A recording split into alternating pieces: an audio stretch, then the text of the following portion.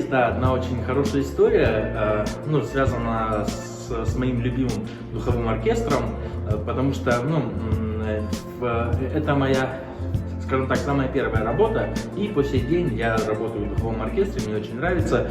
Ну, в общем, история заключается в чем? В 2003 году я, ну, только вот после колледжа устроился в духовой оркестр, и у нас в оркестре была такая традиция, что тот, кто устраивается, ну, то есть, скажем так, новоиспеченный музыкант, вот, то на выходные, так как мы играли в городском саду, вот, последний устроившийся носил пульты, ну, к сцене, и от сцены потом в нашу коморку, куда мы складывали инструменты. Ну, пульты это, может, ну, чтобы вы понимали, это пюпитр, на который ставятся ноты, ну, чтобы играть в оркестре.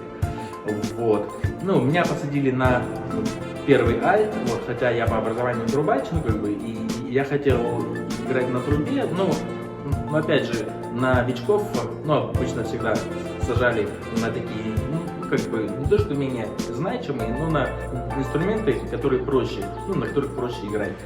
Вот. И, ну, так как у меня было очень много амбиций, и мне, честно скажу, лень было таскать вот эту вот сумку с пультами постоянно, каждые выходные туда-сюда, вот, я стал подзюкивать своего сокурсника, ну, чтобы он тоже пошел и устроился, ну, как бы, играть в духовой оркестр.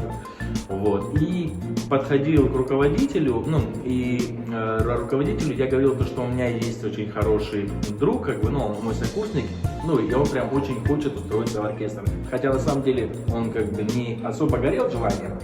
Вот.